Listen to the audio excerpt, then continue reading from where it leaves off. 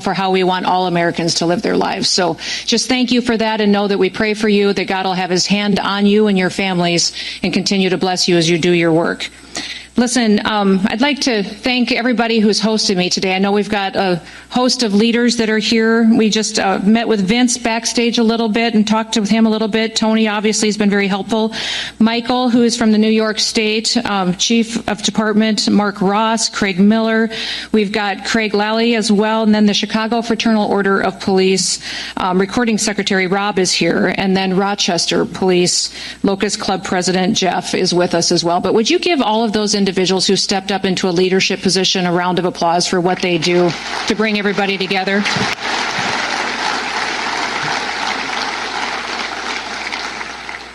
Now, in his State of the Union address just last week, President Trump reminded us of what it is every American's duty to do, and that is to serve the American people. That's what the government is to do, those elected officials and those that step up into public service, is to fulfill our duty to protect American citizens, that they should come first under our Constitution and our laws, and they should be prioritized, and especially over other people who are from other countries. The Constitution demands that we treat our citizens that way, and the men and women who serve at the Department of Homeland Security, they understand the importance of that, and we also understand the importance of all of our law enforcement officers and what they do across the country to keep people safe. The department was formed after the horrific events on 9/11, and just 2 years later, as Congress put the department together with the support of the president, 23 different agencies who had a nexus and a focus on defending the homeland were put in order to make sure that they were all following the same mission every single day. So it's a very diverse department. It not only has FLETC in it that trains over 130 different federal law enforcement agencies and officers from those agencies. It also includes CBP, ICE, CWMD, which is countering weapons of mass destruction. So some of you may have gone through some of those trainings to help us detect some of the threats here in our homeland, and also some of the trainings that it takes as far as responding to fires and 911 calls in different specific situations. We have intelligence agencies. We also cover FEMA. FEMA is a disaster response agency, but it also is the agency that's entrusted to run the government on our very worst day. If we had a tragedy in this country where we needed someone to step up because our leadership was not able to, that agency would be entrusted to do that and to maintain our critical infrastructure. So they ensure that they go forward and maintain our electrical grid and our critical infrastructure such as water and systems that we rely on every day to help the American people be safe and to still have their way of life. We also have CISA, which some of you may have worked with them, which is our cybersecurity agency, which goes out and not only hunts down bad actors that would attack us on our cyber systems, but also gives us mitigation measures for how we can harden our systems. All of these entities work together to serve the American people and to make sure that we're prepared for any threats that we may face, but also respond to them in a way that honors what our ideals are. The sacred duty of our government truly is that people are entrusted to secure the rights also of all the American people. You know, the Declaration of Independence states that governments derive their powers from the consent of the governed, which is the people. The people give us the right to do our jobs each and every day. And as long as this world is fractured and as long as human nature is fallen, we will need brave men and women who step up and serve and enforce our rights and our laws and our values. And that's what all of you do in this room with your colleagues. The heroism was on full display this last week when we saw the attack in Austin, Texas, and we saw that the first responders that helped protected people and more lives there were our law enforcement that responded immediately. Instead of running away, they ran to it. And though we lost 3 lives and saw many other people injured, they prevented so many other lives from being lost. We're very grateful that they are willing to do that and to serve in such a way. In fact, it reminded me of the quote that is often attributed to George Orwell that states, "People sleep peacefully in their beds at night only because rough men stand ready to do violence on their behalves," which means you step up in order to protect people, and you do it in a way that other people often are never going to be required to. When tragedies like what we saw in Austin take place, it's your leadership and it's your decision making that make all the difference. You use judgment, and people entrust you with their lives. You're on the front lines of leadership, and you have the responsibility of guiding and also shaping the next generation. So we thank you for that, and we thank you for what you do. I know that I've met many of you in the room. I've had the chance to visit with you. I appreciate your wisdom and your advice as we continue to develop trainings and insight into how leadership can work together to make good decisions and to break down the silos between agencies so that we can work together more different, in better ways than we have in the past. And you know we're seeing challenges across the country from judges and courts that are working to stop some of our efforts, that are looking to take away some of the protections that you need in law to do your work. And then also we're seeing some challenges from sanctuary states and sanctuary cities. In fact, after I get done sharing a few more words, I want to hear your questions on ways that we can help you do your jobs. If you're in a situation where the laws may be a little different than it is in other states, or you may have unique challenges that perhaps we could work together on to find ways to help you bring criminals to justice and to protect your community from public safety threats. America is the greatest country in the world, and it's the greatest country in the world that has great cities and great communities. Regardless of where people live, we need to make sure that they have an opportunity to go to work every day safely and to send their kids to school safely every day. Sanctuary cities do give us a challenge because it makes it difficult at times for law enforcement to do their work. And we see that many times when a city cooperates with the federal government, cooperates with our federal officers, that it is safer. In fact, 7 of our top 10 safest countries in the nation are not sanctuary cities. They're cities where the local law enforcement partners with us. They partner with our federal agencies, with the FBI, DEA, ATF, CBP, ICE, and our operations. And we've also seen across the country where 5 of our 10 most crime-ridden cities do not cooperate with us, where those that are not cooperative with federal officers will see challenges on their streets. We've seen a lot of different situations from city to city. The one thing I would encourage you that no matter how frustrated you may be with some of that we can find a way to work together to do some good work for our people. In fact, even in Memphis, where we saw different leadership, we had different parties in the governorship and in the mayor, we still were able to arrest and bring to justice over 2,600 criminals, and in a way that significantly dropped their crime rate and significantly helped those communities continue to take those public safety threats off the streets. We got over 150 different illegal sex offenders off of the street. We saw one of those arrests included a criminal illegal alien from Venezuela that was convicted of aggravated criminal assault and abuse of a child. I'm thankful that that individual is no longer on the streets because of the cooperation of those local law enforcement. We have agreements across the country called 287G agreements. I'm sure you're familiar with them, but there is 3 different models that are available. One is a jail model that helps us with some detention. The other is a warrant service officer model that is extremely helpful for us to make sure that we can take jurisdiction or of an individual who's a criminal in the safety of an environment of a courthouse or a jail, and they can be turned over to ICE so that we have the ability to return them back home. And the other model would be in the task force model, which I hope many of you have the opportunity to cooperate with us in, where we can use our different authorities to go out and go after the worst of the worst, those targeted operations that go after violent offenders and criminal offenders, and that we can bring them to justice and get them out of your city and your state. We've seen that program go from before President Trump was in office to only 135 of those agreements across the country signed, to now we have over 1,400 of them in place. And it's been very beneficial to make sure that we've removed over 400,000 criminal offenders out of this country.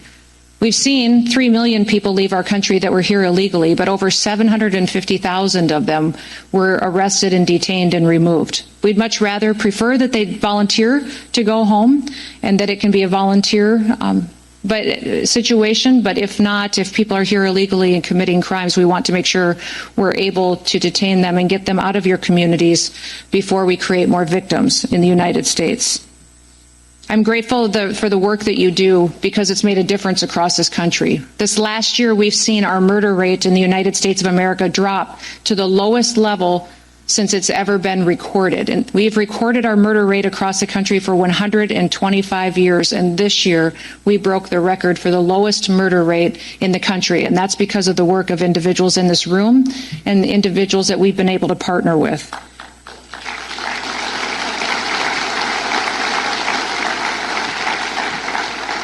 We've also taken $1.7 billion lethal doses of drugs off our streets and stop them from coming into the United States. That means 1.7 billion people will still be with us because of the work that our agencies and our work has done. Our Coast Guard is an important asset in the Department of Homeland Security, and they've worked with us, and maybe have worked with some of you in the room as well, to help interdict those drugs and stop them from coming into our country. You know, President Trump has been working hard to make sure that he's delivering on what he promised the American people, and that's to make America safe again. In doing so, we have gone out and found over 1,500 known and suspected terrorists that were let into this country over the open border invasion that we saw during the last administration. Those 1,500 individuals who are already on our known and suspected terrorist watch list have been brought to justice and removed. We know there's many more, but we're going to still continue to look for them, to find them, and to do all that we can to make sure that this country is safe. Beyond that, we've also arrested and removed over 7,700 gang members, TDA members, MS-13, Sinaloa cartel. The president is extremely focused on fighting cartels and recognize them as a foreign terrorist organization so that we can have new authorities to go after them. And we'll be working throughout the Western Hemisphere with all the countries to make sure that we're biting the snake off, cutting its head off, with fighting the cartels before they ever reach the United States, stopping the drug flow, stopping the guns and ammunition from getting here and hurting our families in the homeland. We'll continue to work together to make sure that we have the opportunity to do that. To everybody in the room that puts on a uniform, that wears a badge, that steps out every single day and does something that so few others do, put your life on the line for your brothers and your sisters and your families, and you do it in your home community, I want to say thank you. And I also want to let you know that I believe that if there's something that you need for your families, that you need to let us know. I've found many times people can't do their job with excellence if there's a crisis at home. I've been working to get raises and better salaries and retirements for all of our law enforcement officers that are at the Department of Homeland Security, because I recognize that if you're having challenges at home financially, providing for your family, working overtime to make ends meet, trying to buy a house and put food on the table, it's very difficult to focus on your job and to do it with excellence. We want to take care of our families.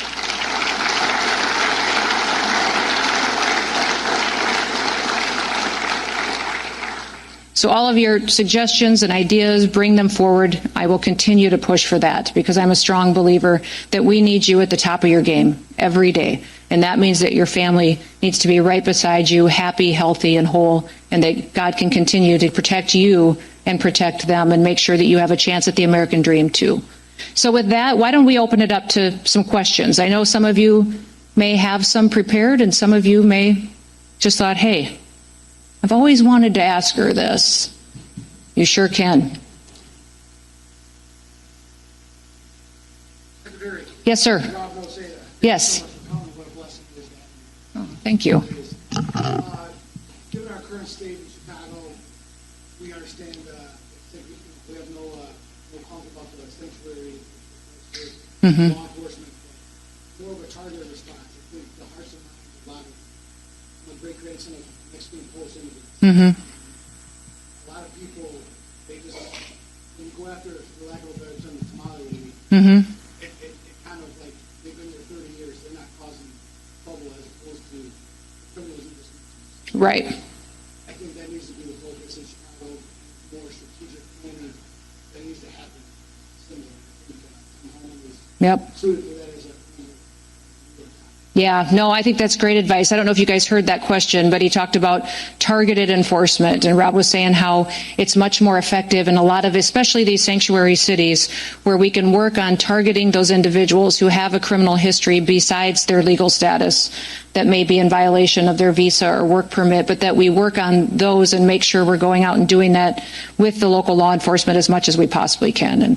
And that is something that we are going to continue to do, and make sure that we're focusing and prioritizing those individuals and make sure that we're addressing the public safety threats there. Thank you. Yes, sir. Tax-free pensions for retirees, law enforcement. Okay, let me visit with him about it. Let's. That'd be great. Well, we're talking about doing some other tax benefits for other, so that may be something we could wrap into that conversation. Great idea. Perfect. Yes, sir. Good afternoon, Madam Secretary. My name is Chris Galligan. I'm the Vice President of San Francisco Police Officers Association. First of all, I just want to say thank you for recognizing major cities and all of our police unions here across the nation. It means a great deal for you to be here today, so thank you for that. My question, local officers have increasingly been on the front lines of Homeland Security, yet we are still funded and staffed like a city responsibility, not a national one. How will DHS ensure local agencies aren't carrying federal priorities on local budgets and with local staffing? So you maybe have some challenges in San Francisco just because of your state laws and local laws that may, although you've got a mayor that works with us very well. That's great. He probably doesn't want me to talk about it a lot, actually, but he has been cooperative, and we have great conversations and talk quite often. And many times in doing law enforcement in your city, if the federal task force is coming in, you know, it's more preferable for the FBI to lead and the Department of Homeland Security to come in supportive roles, which is what we've done, and that works very well in your city. Thank you for your focus there, too. I think the city is seeing some dramatic improvements under this leadership. When you talk about funding, we have tied a lot of our funding that we have for enforcement this year and prioritized over $1.5 billion towards 287G agreements.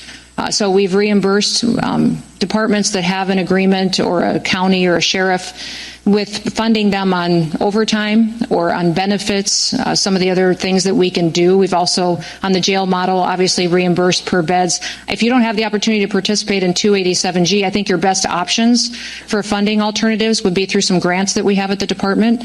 We have specific grants towards terrorism grants that you can do, some security grants, and there's hazard mitigation grants that are in Homeland Security safety grants through FEMA that would be available. So maybe what I'll do is I will forward those grant opportunities to all of you so that you can share them with your departments and have that opportunity. We also have some grants specifically targeted towards special operations. So if you've got some special operations that fit into that category, we could get you some funding that way. Great. Thank you, ma'am. Absolutely. Yes, sir. Yes. Hi, Craig.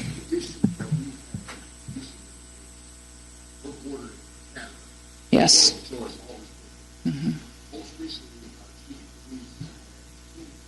One police officer and one sergeant called Border Patrol for assistance, and then after that happened, he tried to fire them for asking Border Patrol to come assist them. Oh, shoot.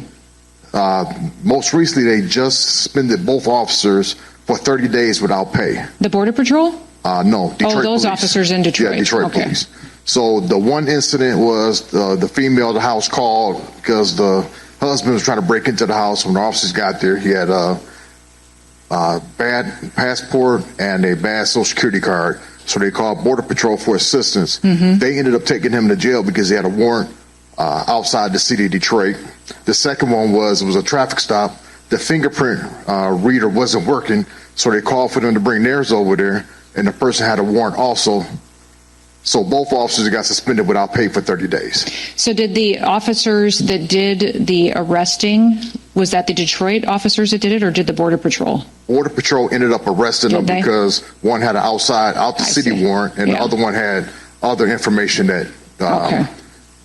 That's one of the things that I think a lot of citizens don't necessarily know, is that CBP and ICE are law enforcement officers and do enforce other crimes that have been committed. But if we can be advocates for those law enforcement officers, we certainly will. And maybe we could come up with some kind of an agreement that would allow those officers to still be able to call on Border Patrol for backup and assistance when they need it. I hate to put them in a situation where now the officers in Detroit, when they need help and need assistance, that they can't call on Border Patrol when they might be the closest asset. So maybe I'll get some contact information from you and see what we can do to work out an agreement with Detroit on being able to call on Border Patrol with some guidance on how those interactions will work. Okay, thank you. You bet. Thank you.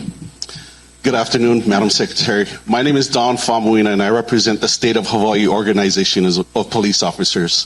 First of all, I would like to extend our sincerest aloha and mahalo for all that you and your administration are doing. Given Hawaii's status as a major international gateway, How is DHS balancing the current administration's strict zero-tolerance border policies with the unique reality of Hawaii's isolated geography and its dependence on international tourism?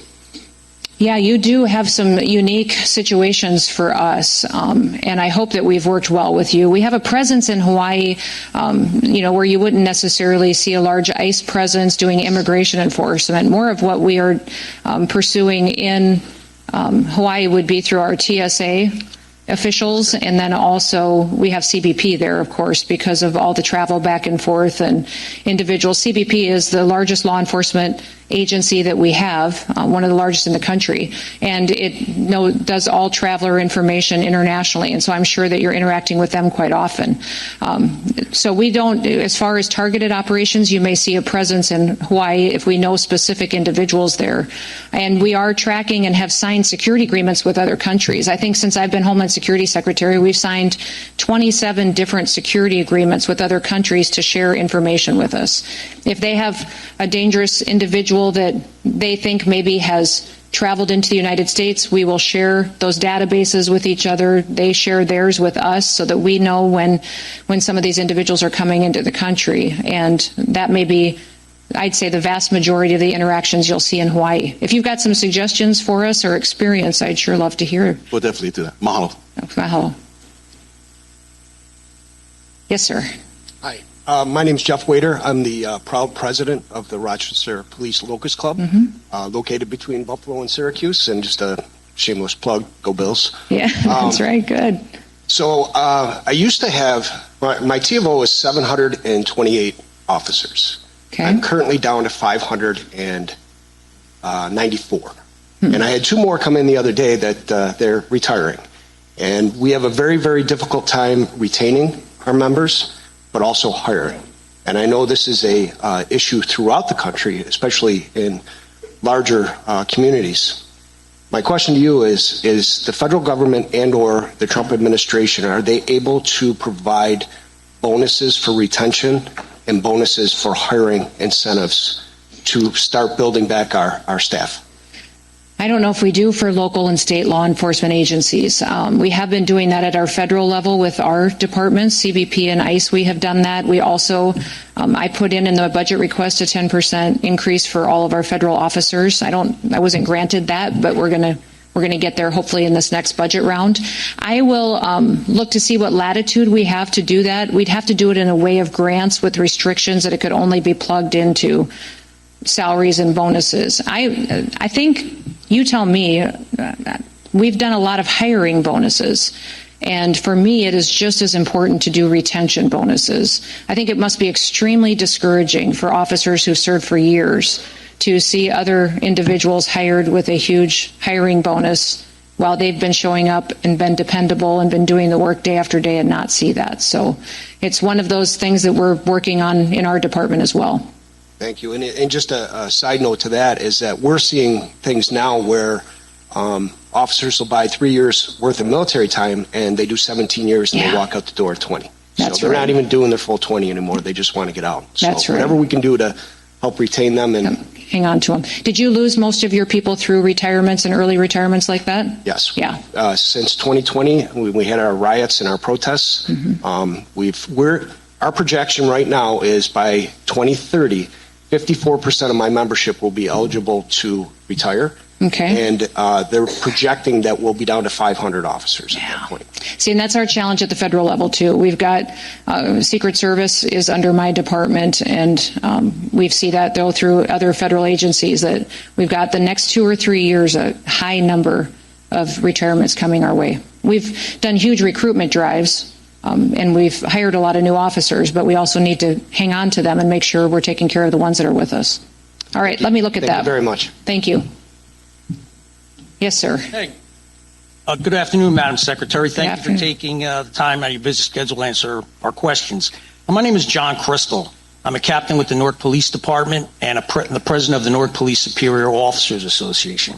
The question here is, how does the Department of Homeland Security foresee the current Trump administration reconciling federal policies with state policies and referencing to the sharing of information by local and state agencies when it comes to illegal aliens wanted for crimes. Some of our sanctuary states, just like New Jersey and Newark, they've implemented policies, executive orders, introduced legislation barring cooperation with the Department of Homeland Security with sharing of this information.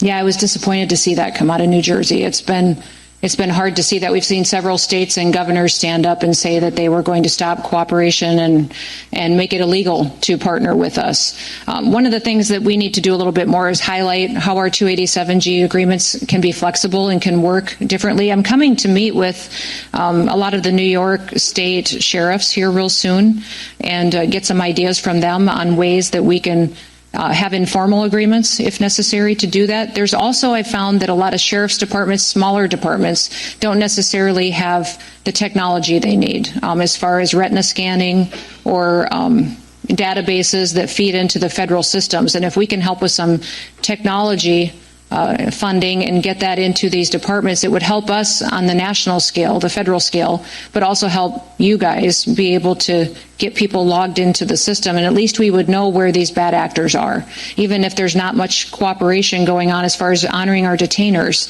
or cooperating with us. At least if we know where these criminals are, we can still be aware for when they're released on the streets. But for us, our preference is to always figure out a way that we can work together. On enforcement operations, at least to be able to have local law enforcement provide backup or respond should we need officer assistance. Beyond that, it'd be great to have these communities honoring our detainers. But I will continue to go talk to these governors, have conversations with leaders and state legislators to see what I can do to push back on some of this legislation we're seeing. All right, thank you very much. Oh, by the way, another question. Are you religious? Because you're the answer to all my prayers. There we go. I am, sir. And who knew? Oh, gosh. Good deal. You're going to have to top that one. I don't know. I don't know. That's a tough act to follow. Right. Let me He tell you might be something. my favorite. New York's always hard to follow. That's right, it is. Guys, okay. I'm Sergeant Walcott. I'm the Chief Steward with the Memphis Police Association for Memphis Police Department. Well, look at you. You guys have been rock stars. Woo! Y'all have been rock stars helping us Yeah. out. So I don't get this up a little higher. Firstly, everyone in this room knows that Memphis has statistically been one of, and in some years, the most dangerous city in the United States. The federal support that our department has received since September of 2024 has been nothing short of a miracle. Our crime rates are much lower when compared to the same exact months the preceding year when we had no help. And I don't mean lower like the national average. I mean lower like our murder rate is down 35%. Our aggravated assaults are also down 35%. These are current numbers. Our robbery rates are down 58%. And our motor vehicle thefts are down 68%. I say all this to say thank you for this help. And it has been invaluable and truly proves that more law enforcement with reasonable but aggressive tactics equals less crime. My question to you would be the following. I'm extremely concerned about cartel activity, which you touched on shortly ago, all throughout the country regarding drugs and human trafficking, but especially in Memphis, as it's considered a hub for the cartels. Is ICE itself putting any extra special emphasis on cartel activity in particular, since their reach appears to be much longer than most people realize, and they reportedly even threaten agents with bounties? And does classifying cartels as terrorists help combat them from that? Is that a tool to help you combat It does. When President Trump declared the cartels as foreign terrorist organizations, it opens up the door for a lot more authorities that we can use to go after them. So now, and you've seen him obviously partner and take action against leaders even in Mexico. And that is just the start of the operation that we are undertaking as the Trump administration. Listen, what happened under the last administration by having that open border, it allowed the cartels to get rich, to grow, to become, they had unfettered access, and their ability to make money was compounded over and over and over again. They could do whatever they want with the human trafficking and drug trafficking. So they are extremely, extremely wealthy and strong and sophisticated in the technology we see them using against us and their ability to operate in cyberspace as well. And then with how they're using drones to bring drugs over the border now, and tunnels that are almost like pipelines where they're not even large enough to shoot people through, but they are enough to get drugs through. So we have all kinds of new challenges, and that's why President Trump is undertaking going after the cartels by addressing it from the Western Hemisphere. He will have a big agreement that I'll be there with him on Saturday with the Department of War and the Department of State on how we're going to go after cartels and drug trafficking in the entire Western Hemisphere. So this challenge, we've realized, is big. We've always known that, but if we're really going to address it, we have to look outside of our borders to kill off the cartels before they continue to build up more and more strength and keep killing our Americans. But you guys have done what, I think everybody in the room wants to grow up and be Memphis for what you did. But I would say that the work that happened, just so everybody knows, what happened in Memphis was their mayor was willing to work with us, who is a Democrat, was willing to partner with the federal government, and the resources and dollars that went in were not just from the Department of Homeland Security. The Department of War contributed, the Department of Justice contributed. It was incredible to see different agencies in the federal government go and show up and cover the costs of having that operation and make sure that people there could see a difference and they could see hope again. And people almost need to see it and feel it. That's what happened in D.C. when we did the D.C. operation. Is it took a few weeks for people to realize and feel the difference of what it was like to be in a city where you could walk down the street again, where you could go have dinner again. You didn't have to worry about your car being carjacked if you wanted to go out for dinner that night. And once people feel that, it's almost like they get to feel freedom again. And that's what Memphis is providing to them. So we need to figure out a way to tell your story to other cities and show them that it can be an opportunity to restore their way of life again. Absolutely. Yeah. Thank you for so your much. leadership. You Yes, bet. ma'am. Thank you. Anybody else? Yes, sir. You bet. You mentioned the obvious, which is sanctuary cities are most often the most progress and most problematic, but the obvious difficulties and implications of having the sanctuary city laws and the states not supporting the feds and things like that. What are some of the vehicles that you guys can use or will use to try to, I don't want to say get around that, but work with the conditions that you guys are under to still be effective as federal law enforcement in those sanctuary city areas? Well, if it's a sanctuary city, we have an opportunity to form partnerships then with sheriffs. And do that in a state. Many times sheriffs are elected officials and they're accountable for what their crime numbers are in their counties, and they're very close to the people. So we find a lot of progress working with sheriffs and in those situations. If it's an entire sanctuary state, most of those sheriffs and police departments are concerned about liability issues and the laws that may be on the books. I would say that for all of you, though, to know that a sanctuary state looks very different from state to state. The laws may be completely different. So if you are interested, if you are a sanctuary state or city, I need to come sit with you or have someone from our team come sit with you, really go through with my attorneys your state laws and see how we could still work together and not have you live in fear of being punished or being held criminally liable for not abiding by those sanctuary laws. We can challenge them, and the federal government and Department of Justice is going to be challenging sanctuary states and laws. In fact, today in the House Judiciary Committee, they're marking up a bill in Congress that would ban sanctuary cities and states, that would use the supremacy clause.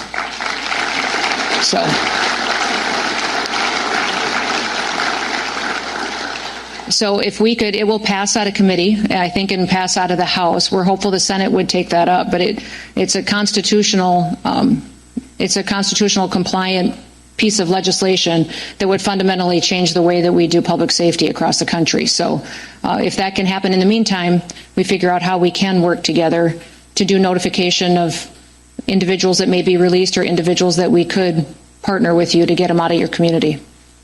You bet. Yes. Thank you, ma'am. This is going to sound a little bit like a sales pitch, but it's not, I assure you. I work for a company called Vertex. We already have a very nice contract with Homeland Security, so this doesn't count. Good. I bring a unique perspective. I don't have a question for you. I have a comment. Okay. I live just outside the city of Portland. I work on our federal team, so I work with your agents all over the country. HSI, ICE, Secret Service. I see them being treated like garbage in various places, up to and including with extreme violence. The perspective I bring is this: I have not worked with a better group of people, more professional, humble, quiet professionals. They're amazing men and women, all of them, and I didn't want to miss this opportunity to tell you that directly. So thank you very much. That goes to you, your staff, and all of your agents across the country. Well, thank you very much. Thank you for saying that. I appreciate it.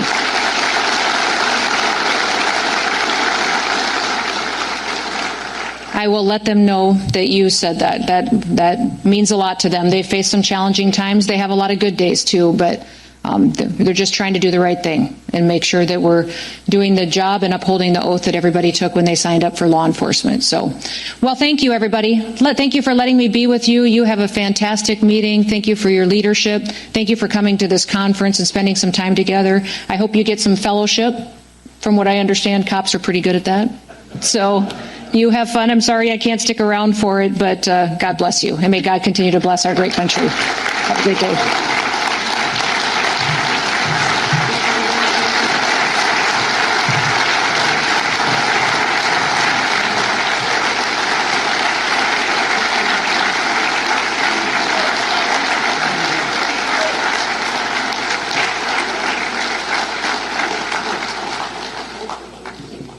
Bye, everybody.